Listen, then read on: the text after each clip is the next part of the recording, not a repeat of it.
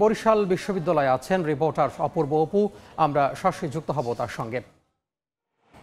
অপু, সারা দেশের বিভিন্ন বিশ্ববিদ্যালয়ের ন্যায় বরিশাল বিশ্ববিদ্যালয়ও আজকে থেকে অনির্দিষ্টকালের জন্য কর্মবিরতি শুরু করেছে। এখানকার শিক্ষক সমিতি, অফিসার্স অ্যাসোসিয়েশন এবং 11 থেকে 20 গ্রেডের কর্মচারীরা।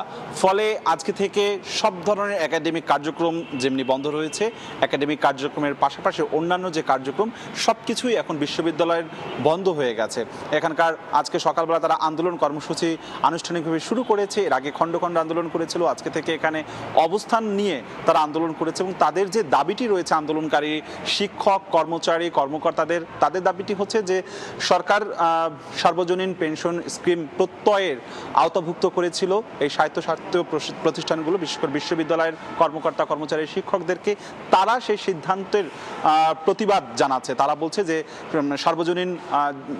সার্বজনীন স্কিম প্রত্যয়ে তারা থাকতে চান না, কেননা তারা যে বেতন পান সেটি আসলে জীবন সায়ান্নে এসে বা চাকরি জীবন শেষ করার পরে সেই পেনশনের তারা কোনোভাবেই থাকতে চান না। তারা বিশ্ববিদ্যালয় থেকে প্রদত্ত যে অর্থ সেটি আসলে তারা বহন করতে চান। তারা সেই সার্বজনীন স্কিম প্রত্যয়ে তারা কোনোভাবেই যুক্ত হতে চান না। এ নিয়ে তারা এখানে বক্তব্য দিয়েছেন, বিবৃতি দিয়েছেন।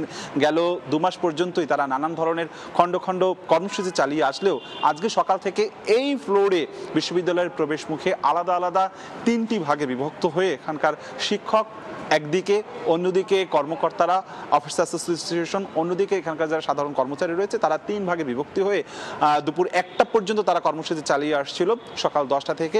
এই মুহূর্তে তাদের অবস্থান কর্মসূচি নেই, তবে তারা বিভিন্ন জায়গায় অবস্থান, তাদের সব ধরনের কার্যক্রম বন্ধ রেখেছেন বলে আমাদের কাছে জানিয়েছেন এবং যতক্ষণ না পর্যন্ত তাদের দাবি আদায় না হবে ততক্ষণ পর্যন্ত সব ধরনের তাদের কার্যক্রম সেটি বন্ধই থাকবে। এদিকে এই বিষয় নিয়ে আমরা বরিশাল বিশ্ববিদ্যালয়ের উপাচার্য ডক্টর প্রফেসর বদরুজ্জামানের সাথে কথা বলেছিলাম। তিনি বলেছেন যে এই যে এখন অনাকাঙ্ক্ষিত যে ঘটনা শুরু হয়েছে, এর মধ্য দিয়ে দীর্ঘমেয়াদী সমস্যার সম্মুখীন হতে পারে শিক্ষার্থীরা। সেশন জট তৈরি হবে কিংবা পিছিয়ে পড়বে সব ধরনের অন্যান্য যে কার্যক্রম, সেটি পিছিয়ে পড়বার শঙ্কাবোধ প্রকাশ করেছেন বিশ্ববিদ্যালয়ের উপাচার্য ডক্টর বদরুজ্জামান। তবে সেই সাথে সাথে তিনি আশা করেছেন যে দ্রুততম সময়ে এই সমস্যার সমাধান হবে।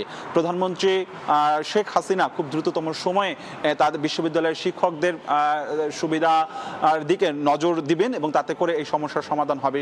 শিক্ষার্থীরাও চাইছেন যে যত দ্রুত সম্ভব তারা ক্যাম্পাসে ক্লাসে প্রবেশ করতে চাচ্ছেন। বেশ কিছুদিন বন্ধ ছিল, ঈদের ছুটি কাটিয়ে তারা এখন ক্লাসমুখী হতে চাচ্ছেন। তো বরিশাল বিশ্ববিদ্যালয় থেকে শিক্ষক, কর্মচারী, কর্মকর্তাদের যে আন্দোলন কর্মসূচি, সেখান থেকে সবশেষ আমার কাছে এতটুকুই খবর ছিল। সরাসরি যুক্ত হয়েছিলাম বরিশাল বিশ্ববিদ্যালয় থেকে।